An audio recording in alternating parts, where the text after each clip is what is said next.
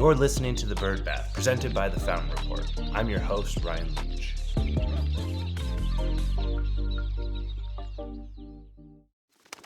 Welcome back to The Bird Bath. Each week, we scrape the surface of the news you need to know, so let's get into it. This week, we are recording a very fun and a very special episode live from VMX in Orlando, Florida. VMX is one of the largest veterinary conferences, so if you haven't had a chance to come down to Orlando, beginning of each and every year, NAVC puts on this wonderful and huge conference filled with fantastic CE opportunities.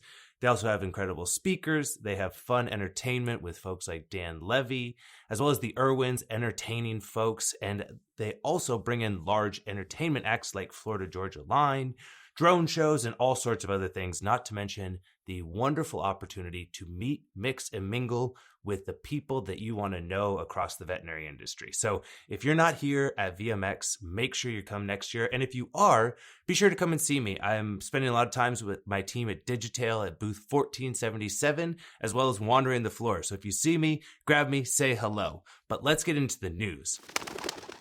We have a late-breaking and spectacular story from Antelligence, who produces and helps put together the Bird Bath. So Antelligence has announced the launch of the Enterprise Veterinary Practice Report.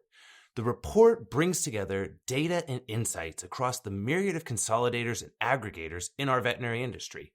What was special about this is that it's data ranging from market share, ownership profiles, investment history, along with their social media and corporate contacts. The data is broken down not only into the size of the groups, but it's also hitting on mid-market, large, as well as some emerging companies that are taking the veterinary industry by storm. Antelligence has compiled what I believe to be the most comprehensive and up-to-date database of our current state in veterinary medicine. Managing partner Chris Kelly of Antelligence said, "We will develop future versions with additional data, as well as insights and analysis designed to help companies make better decisions in their enterprise practice strategy." So, if you aren't subscribed to the Fountain Report, this is the perfect time to jump in so you can get your hands on this wonderful report. It's something that you're going to start seeing. It's over 100 pages of in-depth data that Antelligence is going to keep pushing and bringing you more and more and more. So make sure you're subscribed and get a good opportunity to see what everyone will be talking about. The next company that everyone is talking about is Gallant Therapeutics. They have just raised over $15 million in a Series A funding to advance their pipeline of what they call off-the-shelf stem cell therapies for pets. Now, Gallant's a transformative company, and they're in a phase right now of growth that's advancing towards conditional FDA approval of their leading therapeutic candidate for feline chronic gingivostomatosis, or as I butchered that, let's go with FCGS. And beyond FCGS, Gallant is advancing a pipeline that targets osteoarthritis, chronic kidney disease, and atopic dermatitis, along with lots of other chronic diseases that bring a very high burden of care in both cats and dogs. Now, Gallant's not the first company to be tackling stem cell therapies in this, but what they're looking for is a more off-the-shelf, broader application. In December of last year, scientists at the Osaka Metropolitan University came out with a report showing that they developed an efficient, non-invasive, and pain-free method to generate canine-induced pluripotent stem cells, or iPSCs. They identified 6 reprogramming genes that can boost canine iPSC generation by 120 times compared to conventional methods. The iPSCs were created from urine-derived cells without the need for feeder cells, which up until this point was not something possible. So this is stories and topics that are probably going well over my scientific understanding, but it's something that's showing that the stem cell work that we saw in human medicine is happening, it's pushing, and it's growing in the veterinary space. And it's something that I think we'll continue to see, especially as Gallant and many other companies continue to grow.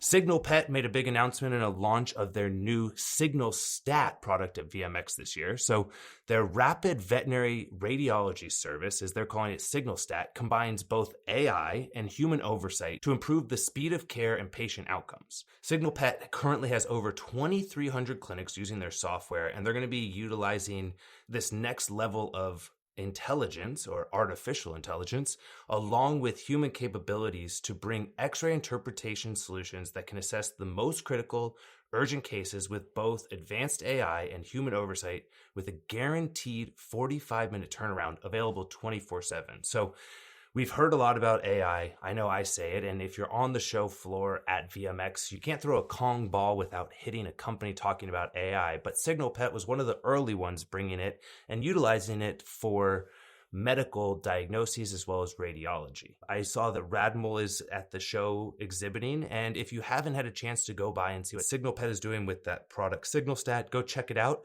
but also swing by the startup section. There's a lot of companies talking about AI, and not just for voice dictation or for reading notes or taking down records, but something that's really affecting the overall care that we're seeing within the medical profession.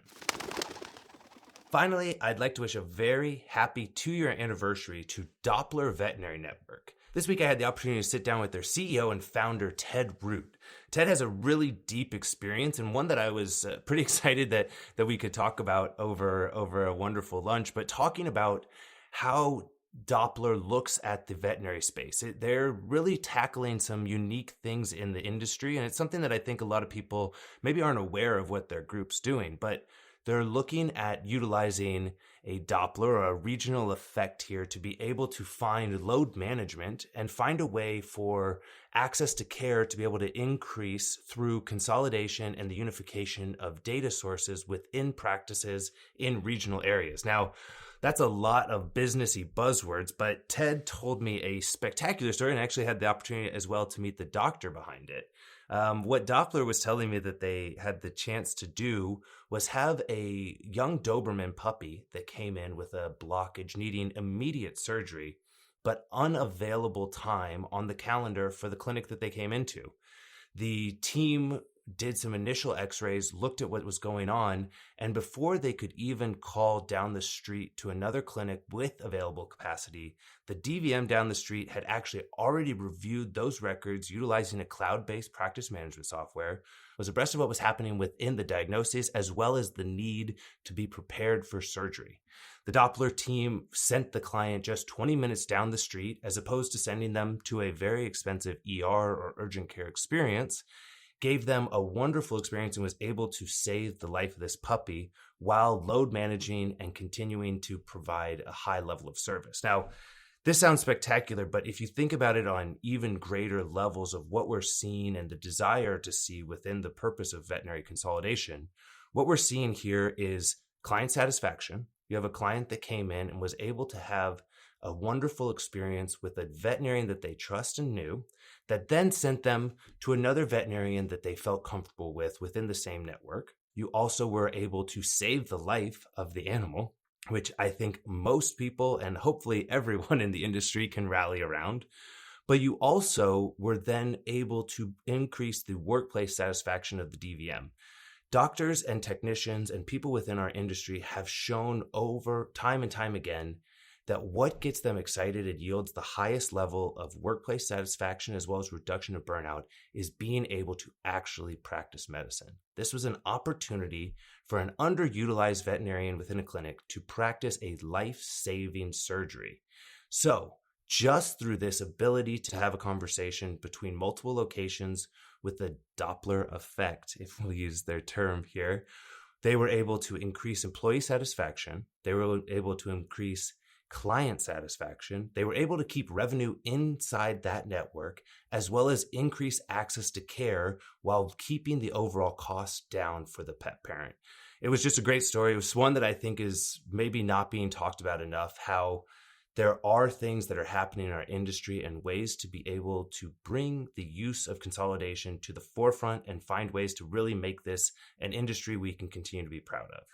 So that's a story that I thought was spectacular. If you have a story that I'm missing out or something that your business or your company or your team is doing that you want highlighted or focused on in the bird bath, make sure to reach out. And if you see me on the conference floor, whether it's at VMX now, WVC later in February, or anywhere around, make sure to grab me. I'd love to talk to you. I'd love to hear what people have thought or are thinking about and what stories you want to hear more about.